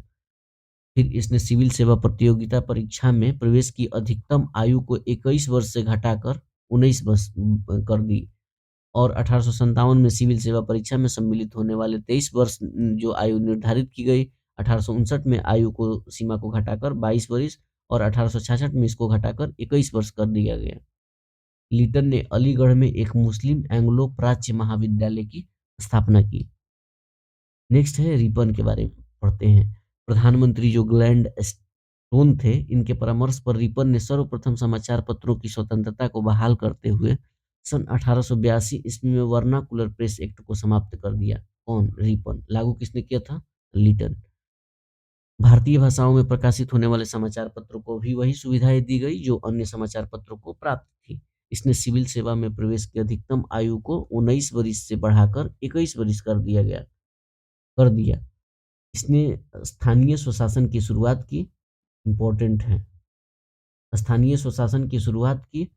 18 मई 1882 को भारतीय स्थानीय स्वशासन संबंधी एक कानून बनाया, जिसके आधार पर विभिन्न प्रांतों में 1883 से 1885 के मध्य स्थानीय स्वशासन संबंधी कानून बनाए गए। इसके समय में ही भारत में सन 1881 ईस्वी में सर्वप्रथम नियमित जनगणना करवाई गई। इसके टाइम में? रिपन के टाइम में। तब से लेकर अब तक प्रत्येक 10 वर्ष के अंतराल पर जनगणना की जाती है और 1881 की जनगणना में हैदराबाद और राजपूताने को नहीं जोड़ा गया था। ध्यान रखिएगा। भारत में पहली बार जनगणना सन 1872 ईस्वी में हुई, परंतु इसमें भारत के संपूर्ण भागों का प्रतिनिधित्व नहीं हुआ। लगभग 20% भाग इसमें छूट गया। रिपन के द्वारा ही लगभग 1881 ईस्वी में प्रथम कारखाना अधिनियम लाया गया, जिसमें 7 वर्ष से कम आयु के बच्चों को काम करने पर प्रतिबंध लगाया गया और 7 से 12 वर्ष के श्रमिकों के लिए 9 घंटे से अधिक कार्य कराया जाना प्रतिबंधित कर दिया गया। यह एक्ट चाय, कॉफी और नील की खेती पर लागू नहीं थी। नेक्स्ट बात करें तो 3 फरवरी 1882 को रिपन के समय में शैक्षिक सुधारों के अंतर्गत विलियम हंटर की अध्यक्षता में एक आयोग गठित किया गया, जो भारत में प्रथम शिक्षा आयोग था। हंटर की आयोग में, ठीक है। डब्ल्यू हंटर इसमें मुख्य अध्यक्ष था। इसमें व्यावसायिक शिक्षा पर बल दिया गया था। 2 फरवरी 1883 को यूरोपियों के विरुद्ध जो है भारतीय न्यायाधीशों द्वारा मुकदमे की सुनवाई के लिए इल्बर्ट विधेयक प्रस्तुत किया गया, लेकिन यूरोप वासियों के प्रबल विरोध के कारण इसे वापस लेना पड़ा। अंग्रेजों द्वारा इस विधेयक के विरोध में किए जाने वाले विद्रोह को श्वेत विद्रोह के नाम से जाना जाता है। फ्लोरेंस नाइटिंगेल ने रिपन को भारत के उद्धारक की संज्ञा दी। यानी ये आया तो सब कुछ जो लिटन ने थोपा था भारत पर और अत्याचार किया था, उसको इन्होंने मैनेज किया। इसीलिए फ्लोरेंस नाइटिंगेल ने रिपन को भारत के उद्धारक की संज्ञा दी। इसके बाद लॉर्ड रिपन की बात करें तो 1884 से 1888 के बीच में रहा है और ये तृतीय आंग्ल बर्मा युद्ध जो है 1884 से 1888 के बीच में रहा है। आंग्ल बर्मा युद्ध जो है 1885 से 88 के बीच में हुआ और बर्मा को अंतिम रूप से अंग्रेजी राज्य में मिला लिया गया लॉर्ड डफरिन के द्वारा, ठीक है। इसी समय बंगाल टेनेंसी एक्ट जो है, अवध टेनेंसी एक्ट एवं पंजाब टेनेंसी एक्ट पारित हुआ है।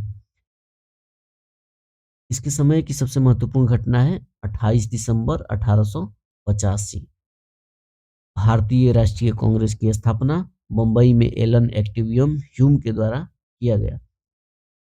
लॉर्ड लैंसडाउन 1888 से 94 ईस्वी, भारत और अफगानिस्तान के बीच जो सीमा रेखा डुरंड रेखा का निर्धारण इसी समय हुआ था और 1891 में दूसरा कारखाना अधिनियम लाया गया, जिसमें स्त्रियों को 11 घंटे प्रतिदिन से अधिक काम करने पर प्रतिबंध लगाया गया तथा साथ ही सप्ताह में 1 दिन की छुट्टी की व्यवस्था की गई। इसके बाद लॉर्ड एल्गिन द्वितीय के बारे में बात किया जाए तो 1894 से 99 के बीच में रहा और भारत को तलवार के बल पर विजित किया गया और तलवार के बल पर ही इसकी रक्षा की जाएगी, लॉर्ड एल्गिन द्वितीय ने कहा था।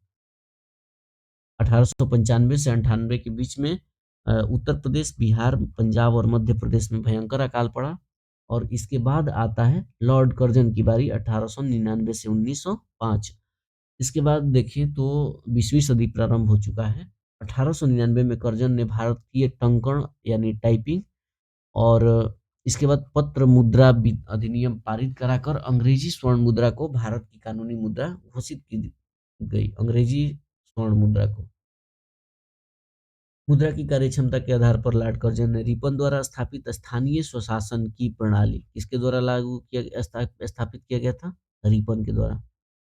इस पर आघात किया और 1899 में कलकत्ता कॉरपोरेशन अधिनियम बनाया और कर्जन ने सन 1901 में सर कॉलिन स्कॉट मनक्रिफ की अध्यक्षता में एक सिंचाई आयोग, थॉमस रॉबर्टसन की अध्यक्षता में एक रेलवे आयोग और 1902 में एक सर एंड्रयू फ्रेजर की अध्यक्षता में एक पुलिस आयोग और सर थॉमस रैले की अध्यक्षता में विश्वविद्यालय आयोग की स्थापना की।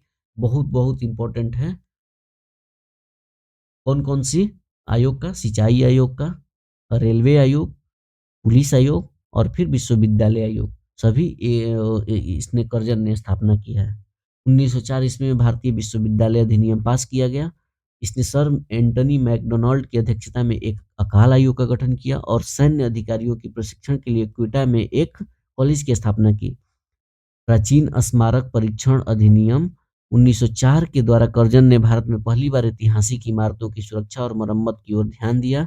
इस कार्य के लिए कर्जन ने भारतीय पुरातत्व विभाग की स्थापना की और कर्जन के समय 1904 में सहकारी उद्धार समिति अधिनियम बनाया गया, जिसके द्वारा सहकारी समितियों की स्थापना करके किसानों को उचित ब्याज पर रुपया कर्ज देने की व्यवस्था की गई। इसने कृषि बैंक भी खुलवाए। 1901 में कृषि इंस्पेक्टर जनरल की स्थापना भी की नियुक्ति की और इसके समय में 1905 में पूसा में एक कृषि अनुसंधान संस्थान खोली गई। ठीक है।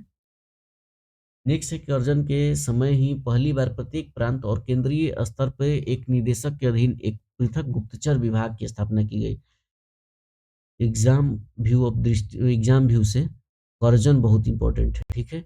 ये क्योंकि इसने विभागों बहुत सारे विभागों की स्थापना की और उन सभी क्षेत्रों में वृद्धि विकास करने के लिए जो कि आज तक प्रासंगिक है और आज तक वही चला आ रहा है। लॉर्ड कर्जन के समय में किचनर परीक्षा को सैनिक प्रशिक्षण में शामिल करके सेना की युद्ध क्षमता को बढ़ाया गया और इसी के कार्यकाल के दौरान कोलकाता में विक्टोरिया मेमोरियल हॉल का निर्माण किया गया। ध्यान रखिएगा। कर्जन के भारत विरोधी कार्यों में सर्वाधिक महत्वपूर्ण कार्य था 1905 में बंगाल का विभाजन कर दिया। ये एक निराशा भरी कार्य था। 20 जुलाई 1905 को बंगाल विभाजन के निर्णय की घोषणा शिमला में की गई और इसका प्रारूप प्रकाशित किया गया। सितंबर 1905 में उसे सम्राट ने स्वीकृति भी दे दी और 16 अक्टूबर 1905 को इस बंगाल विभाजन की योजना को लागू किया गया। बंगाल को दो प्रांतों में बांट दिया गया, एक पूर्वी बंगाल और असम प्रांत तथा दूसरा पश्चिमी बंगाल। पूर्वी बंगाल का मुख्यालय ढाका में बनाया गया और पूर्वी बंगाल का लेफ्टिनेंट गवर्नर जो है गवर्नर ब्लूमफील्ड फुलर को और पश्चिमी बंगाल का लेफ्टिनेंट गवर्नर एंड्रयूज फ्रेजर को बनाया गया। गवर्नर जनरल की कार्यकारिणी के सैनिक सदस्य के अधिकारों के प्रश्न पर कर्जन का प्रधान सेनापति किचनर से मतभेद हो गया, जिसने भारत सचिव ने किचनर का पक्ष लिया। इससे असंतुष्ट होकर अगस्त 1905 में लॉर्ड कर्जन ने त्याग पत्र दे दिया। किचनर विवाद के कारण ही कर्जन त्याग पत्र दे देता है। उसके बाद बनते हैं वायसराय लॉर्ड मिंटो द्वितीय 1905 से 1910 के बीच में।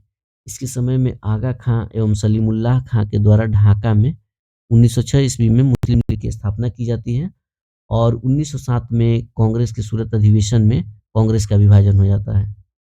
ठीक है। इधर बंगाल विभाजन, उधर कांग्रेस का विभाजन 2 साल के अंतर्गत। इसके शासनकाल में 1907 ईस्वी में आंग्ल एवं रूसी प्रतिनिधि मंडल के बीच में बैठक होती है और समाचार पत्र अधिनियम 1908 पारित होता है। इसके बाद देखें कि बाल गंगाधर तिलक की राजद्रोह के आरोप में 22 जुलाई 1908 को गिरफ्तारी और 6 वर्ष यानी 8/6/1914 तक सजा होती है। गवर्नर जनरल की काउंसिल के सदस्य के रूप में एसपी सिन्हा की नियुक्ति की गई। सत्येंद्र प्रसाद सिन्हा की नियुक्ति की जाती है और मुसलमानों के लिए अलग निर्वाचन व्यवस्था मार्ले मिंटो सुधार अधिनियम 1909 के द्वारा किया गया। यहाँ पे मुस्लिमों को अलग पृथक निर्वाचन दिया गया, जिससे हिंदू मुस्लिम में मतभेद हो। लॉर्ड हार्डिंग द्वितीय 1910 से 1916 के बीच में बनता है। इसके समय में ब्रिटेन के राजा जो है जॉर्ज पंचम भारत आते हैं। 12 दिसंबर 1911 में दिल्ली में भव्य दरबार का आयोजन होता है। यहाँ पर बंगाल विभाजन को रद्द करने की घोषणा की जाती है और भारत की राजधानी जो है कलकत्ता से बदलकर दिल्ली करने की घोषणा की गई और 1912 ईस्वी में दिल्ली भारत की राजधानी बन भी जाती है। इसी के समय गोपाल कृष्ण गोखले ने 1910 से 11 के बीच में अनिवार्य एवं निःशुल्क प्राथमिक शिक्षा आरंभ करने के लिए इंपीरियल लेजिस्लेटिव काउंसिल में विधेयक प्रस्तुत करते हैं। बहुत इंपॉर्टेंट काम है और आज तक चला आ रहा है।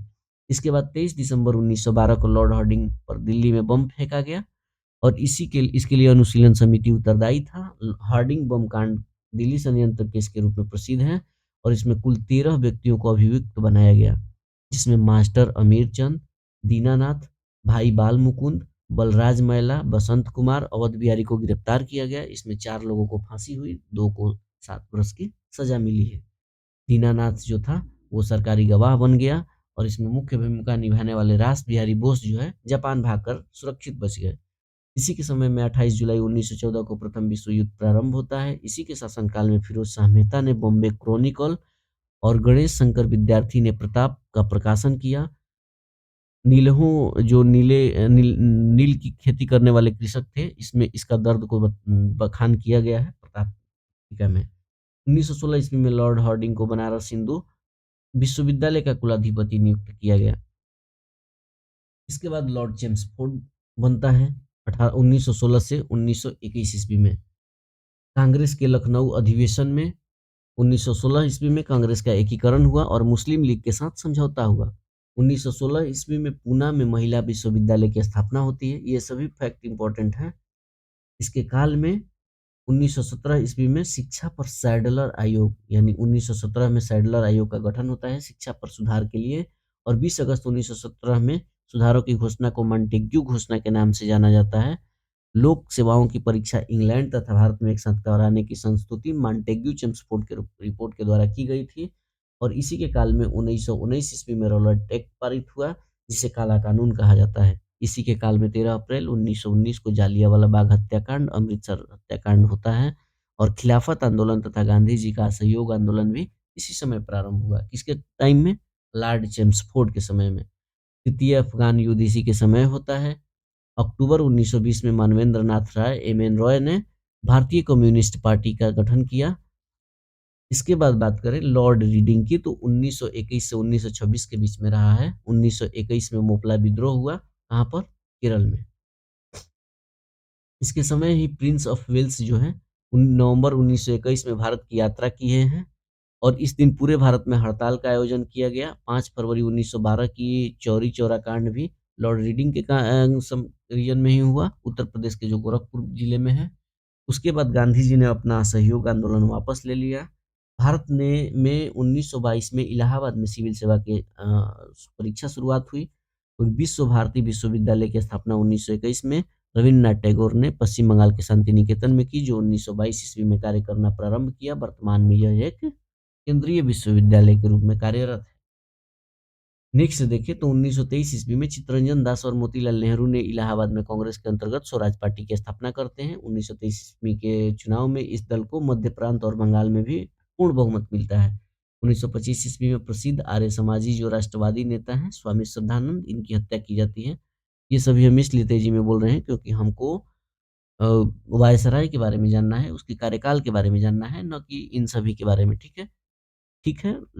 अगर डेट है तो इन कार्यकाल अगर पढ़ रहा है तो उसी के बीच में हमको पढ़ना है, लेकिन मुख्यतः हमें ये पढ़ना है कि जो वायसराय और गवर्नर जनरल ने जो कार्य किया है। 3 फरवरी 1928 ईस्वी को साइमन कमीशन बम्बई पहुंचता है।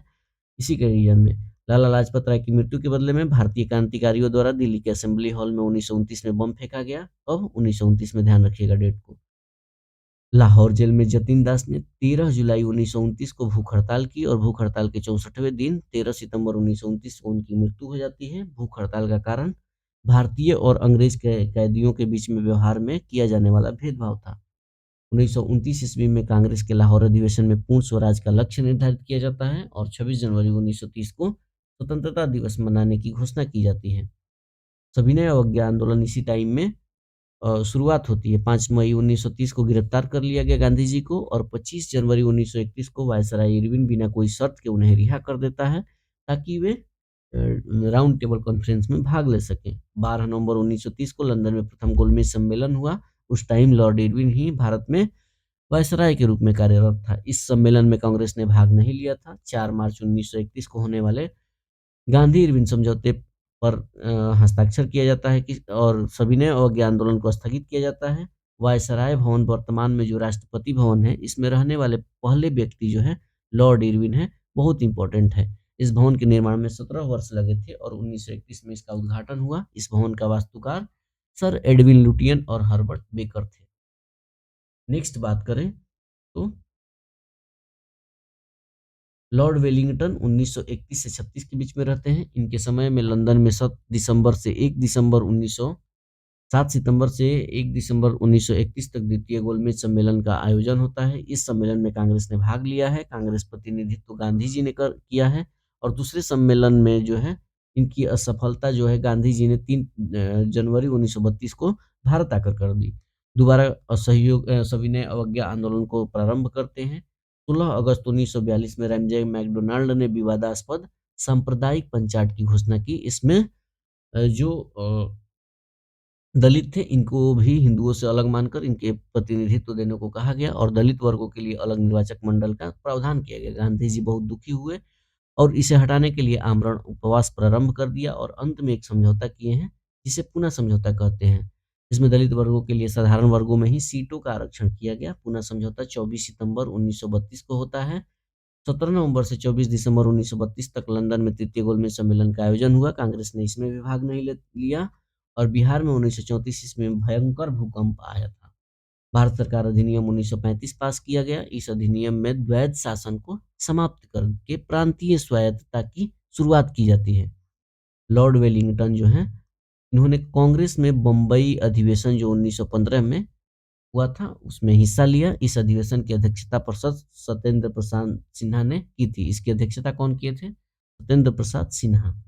इसके बाद लॉर्ड लिनलिथ वो 1936 से 1943 तक रहते हैं। इनके समय में पहली बार चुनाव कराया जाता है और कांग्रेस ने 11 में से 8 प्रांतों में बॉम्बे, मद्रास, बिहार, यूपी यानी जिसे संयुक्त प्रांत कहा जाता था, मध्य प्रांत, मध्य प्रदेश, उड़ीसा, उत्तर-पश्चिम सीमांत प्रांत, जो कि पंजाब वाले क्षेत्र को कहा जाता है, असम इत्यादि सभी सरकारें बनाते हैं, कांग्रेस ने बनाया। इसके बाद प्रथम 6 प्रांतों में कांग्रेस को स्पष्ट बहुमत मिली थी, जो 6 तक है, यानी उड़ीसा तक।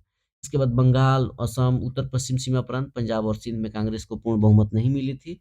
1 सितंबर 1939 ईस्वी को द्वितीय विश्व युद्ध प्रारंभ होता है। ब्रिटिश सरकार ने बिना भारतीयों से पूछे जो है, भारत को भी युद्ध में झोंक दिया। कांग्रेस ने इसका विरोध करते हुए नारा दिया, "न कोई भाई, न कोई पाई।" इसने अपने द्वारा शासित प्रांतों के सभी मंत्रिमंडलों से इस्तीफा दे देता है। कौन? कांग्रेस। 1 मई 1939 में सुभाष चंद्र बोस ने फॉरवर्ड ब्लॉक नामक एक नई पार्टी बनाई। मार्च 1940 में लीग के लाहौर अधिवेशन में पहली बार पाकिस्तान की मांग की जाती है। इस प्रस्ताव का प्रारूप जो है सिकंदर हयात खान ने बनाया था और फजलुल हक ने प्रस्तुत किया था। अली कुजम्मा ने इसका समर्थन किया था। 8 अगस्त 1940 को अगस्त प्रस्ताव अंग्रेजों के द्वारा लाया जाता है। मार्च 1942 में क्रिप्स मिशन भारत आता है। कांग्रेस और मुस्लिम लीग दोनों ने क्रिप्स प्रस्तावों को अस्वीकार किया है। ठीक है। पंडित जवाहरलाल नेहरू और मौलाना आजाद जो हैं क्रिप्स आंदोलन के मिशन के साथ अंग्रेजों कांग्रेस के आधिकारिक वार्ताकार थे। कौन कौन? मौलाना आजाद और जवाहरलाल नेहरू क्रिप्स मिशन के। 9 अगस्त 1942 को कांग्रेस ने भारत छोड़ो आंदोलन प्रारंभ किया और भारत छोड़ो आंदोलन को अगस्त क्रांति के भी नाम से जाना जाता है। 1943 में बंगाल में अचानक भयानक अकाल पड़ा था। इसके बाद पढ़ते हैं लॉर्ड वेवेल, जो कि 1944 से 1947 तक रहते हैं। वायसराय वेवेल ने 25 जून 1945 को शिमला में एक सम्मेलन बुलाया। इस सम्मेलन में कांग्रेस प्रतिनिधि मंडल का नेतृत्व जो है अबुल कलाम आजाद ने किया था। गांधी जी ने सम्मेलन में भाग नहीं लिया, यद्यपि वे शिमला में उपस्थित रहे थे। लीग द्वारा यह शर्त रखी गई कि वायसराय की कार्यकारिणी परिषद में नियुक्त होने वाले सभी मुस्लिम सदस्यों का चयन वह स्वयं करेगी। इस पर मुस्लिम लीग अड़ियल रुख 14 जुलाई तक बना रहा। अंततः वेवेल जो है 14 जुलाई 1945 को सम्मेलन की विफलता की घोषणा कर देते हैं। इसके बाद 1945 में बनी क्लीमेंट एटली की अध्यक्षता वाली लेबर पार्टी की सरकार द्वारा प्रथम कार्यवाही के अंतर्गत भारत में आम चुनाव कराना चाहती थी और दिसंबर 1945 ईस्वी में जो घोषित चुनाव परिणामों में केंद्रीय विधानसभा और प्रांतीय विधानमंडलों में कांग्रेस को पर्याप्त बहुमत मिला। इसके बाद देखें कि मुस्लिम लीग को बंगाल तथा सिंध में बहुमत मिलता है और पंजाब में कांग्रेस, अकालियों और यूनियनिस्ट की पार्टी की साझा सरकार बनती है। बात कैबिनेट मिशन 1946 में करें तो ये भारत आया था 1946 में। इस मिशन के सदस्य थे स्टेफोर्ड क्रिप्स, पैथिक लॉरेंस और एबी अलेक्जेंडर। 20 फरवरी 1947 ईस्वी में प्रधानमंत्री लॉर्ड क्लीमेंट एटली जो है labour party house of Commons में यह घोषणा करते हैं कि जून 1948 तक प्रभुसत्ता भारतीयों के हाथ में दे देंगे। इसके बाद लॉर्ड माउंटबेटन मार्च 1947 से जून 1948 तक रहते हैं। सत्ता हस्तांतरण के लिए 24 मार्च 1947 ईस्वी को भारत का गवर्नर जनरल लॉर्ड माउंटबेटन को बनाया गया ताकि ये सत्ता हस्तांतरण कर पाए। 3 जून 1947 ईस्वी को माउंटबेटन योजना घोषित की जाती है। इसमें भारत विभाजन शामिल था। 4 जुलाई को इटली द्वारा भारतीय स्वतंत्रता विधेयक प्रस्तुत किया जाता है। 18 जुलाई को स्वीकृति मिल जाती है और इस विधेयक के अनुसार भारत और पाकिस्तान 2 स्वतंत्र राष्ट्रों की घोषणा की जाती है। 15 अगस्त 1947 ईस्वी को भारत स्वतंत्र हुआ और स्वतंत्र भारत का प्रथम गवर्नर जनरल लॉर्ड माउंटबेटन को बनाया गया। स्वतंत्र भारत के प्रथम और अंतिम गवर्नर जनरल जो है चक्रवर्ती राजगोपालाचारी हुए और ये प्रथम और अंतिम भारतीय गवर्नर जनरल भी हुए। नेक्स्ट अब आइए इतने पढ़ने के बाद हमें एक रिवीजन की आवश्यकता है ताकि कौन क्या थे। तो हम यहाँ पे पूरी तरह से समराइज कर दे रहे हैं कि बंगाल के जो गवर्नर 1757 से 1774 के बीच में बनाए गए हैं, तो बंगाल के गवर्नर के एरा को समझते हैं 1757 से 1774 के बीच में। 1757 से 60 के बीच में रॉबर्ट क्लाइव रहता है। इसके समय में प्लासी का युद्ध हुआ था 1757 को। इसके बाद 1760 से 65 के बीच में विंसी टाट आता है। इसके समय पानीपत का तृतीय युद्ध और बक्सर का युद्ध हुआ था। और एक बात ध्यान रखने योग्य है कि मुगल बादशाह इस टाइम में थे शाह आलम द्वितीय, जो जिनका कार्यकाल था 1759 से 1806 के बीच में। जितनी भी घटनाएं होती हैं इन्हीं मुगल बादशाह के रीजन में होती हैं। 1765 से 67 के बीच में रॉबर्ट क्लाइव होते हैं, इनका द्वितीय कार्यकाल होता है। 1767 से 69 के बीच में वेरेलस्ट शासन करता है और 69 से 72 के बीच में कार्टियर, 72 से 74 के बीच में हेस्टिंग्स, वारेन हेस्टिंग्स। तो ध्यान रखिए कि बंगाल के गवर्नर के रूप में 1 2 3 4 5 6 ये लोग बंगाल के गवर्नर होते हैं। कौन?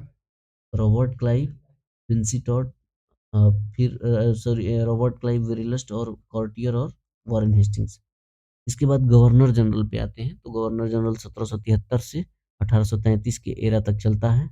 1773 से 1833 के एरा तक, यानी 74 में से 85 के बीच में बनते हैं वारेन हेस्टिंग्स। 85 से 86 के बीच में जॉन मैकफर्सन। 86 से 93 के बीच में लॉर्ड कार्नवालिस। 93-98 के बीच में जॉन शोर। 98 से 1805 तक वेलेस्ली। 1805 से 1807 तक बार्लो। 1807 से 1813 मिंटो प्रथम। 13 से 23 लॉर्ड हेस्टिंग्स। 23 से 28 एमहर्स्ट। 28 से 33 लॉर्ड विलियम बेंटिक। आप इसका स्क्रीनशॉट भी ले सकते हैं याद करने के लिए। नेक्स्ट है कि फिर भारत का गवर्नर जनरल कौन होते हैं। तो 33 से 35 के बीच में विलियम बेंटिक। 35 से 36 के बीच में मेटकाफ। 36 से 42 के बीच में ऑकलैंड। 42 से 44 के बीच में एलन बरो। 44 से 48 के बीच में लॉर्ड हार्डिंग प्रथम। 48 से 56 के बीच में लॉर्ड डलहौजी और 56 से 57 के बीच में कैनिंग। अब वायसराय की देख लेते हैं। तो 1857 से 62 के बीच में कैनिंग। 62-63 एल्गिन प्रथम। 64-69 लॉरेंस। 69-72 मेयो और 72 से 76 के बीच में नॉर्थब्रुक। 76 से 80 के बीच में लॉर्ड लीटन। 80 से 84 के बीच में लॉर्ड रिपन और 84 से 88 के बीच में लॉर्ड डफरिन। 88 और 94 के बीच में लेंसडाउन। 94 के बीच में लेंसडाउन। 94 और 99 के बीच में लॉर्ड एलिगन द्वितीय। 99 और 1899 और 1905 के बीच में लॉर्ड कर्जन। 1905 और 10 के बीच में लॉर्ड मिंटो द्वितीय। 1910 से 1916 के बीच में लॉर्ड हार्डिंग द्वितीय। 1916 से 21 के बीच में लॉर्ड चेम्सफोर्ड। 1921-26 के बीच में लॉर्ड रीडिंग। 26 से 31 के बीच में लॉर्ड इरविन। 31-36 के बीच में लॉर्ड वेलिंगटन। 36 से 43 के बीच में लॉर्ड लिनलिथगो। इसके बाद 43 से 44 के बीच में 44 से 47 के बीच में लॉर्ड वेवेल और 47 में बनता है लॉर्ड माउंटबेटन, मार्च से अगस्त के बीच में। इसके बाद कौन बनते हैं? इसके बाद अगस्त 1947 से 15 अगस्त 1947 से देश जब आज़ाद होता है और 1948 के बीच में तो ये भी रहता है लॉर्ड माउंटबेटन, यानी स्वतंत्र भारत के प्रथम गवर्नर जनरल बनता है। और जून 1948 जब ये यहाँ से इसका समाप्त होता है तो जून 1948 से जनवरी 1950, यानी जब तक संविधान लागू न हो जाता है तब तक सी राजगोपालाचारी बनते हैं, यानी स्वतंत्र भारत के अंतिम और प्रथम भारतीय गवर्नर जनरल कौन बने हैं? सी राजगोपालाचारी। ध्यान रखिएगा। एक यहाँ पे अलग से लिखे हुए हैं जो कि भ्रमित कर देते हैं कभी, कि जो हेस्टिंग्स नाम से है दो हैं, एक वारेन हेस्टिंग है और एक लॉर्ड हेस्टिंग। तो वारेन हेस्टिंग 1772 से 85 है और लॉर्ड हेस्टिंग 1813 से 23 है। मिंटो दो हैं, कौन कौन? मिंटो प्रथम, मिंटो द्वितीय। मिंटो प्रथम 1807 से 1813 है और मिंटो द्वितीय जो है 1905 से 1910 है।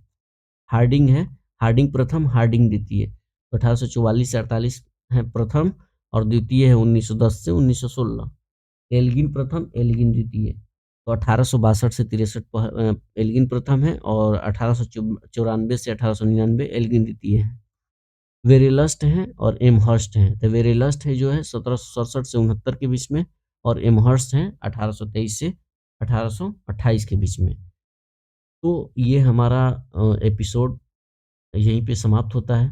अगले पार्ट में हम इतिहास से रिलेटेड ही वीडियो प्रदान करने वाले हैं, जो कि गांधी युग के बाद है और फिर गांधी युग के पहले है, क्योंकि हमने गांधी युग पढ़ा दिया है। यूट्यूब के इस प्लेलिस्ट में आप चेक कर सकते हैं। तो हमारा ये प्रयास कैसा रहा, आप कमेंट बॉक्स में अवश्य बताइएगा। अगर वीडियो पसंद आए तो लाइक करिएगा और अपने दोस्तों के पास शेयर करिएगा। और जहाँ भी परेशानी हो ऑडियो से रिलेटेड, वीडियो से रिलेटेड, कंटेंट से संबंधित, तो हमें बेझिझक कमेंट बॉक्स में अवश्य छापिएगा। इसे जितना ज़्यादा हो सके शेयर करिए, ताकि हमारा परिवार और बड़ा हो सके और हमें एक मोटिवेशन मिलती रहे। धन्यवाद। आज के लिए बस इतना ही।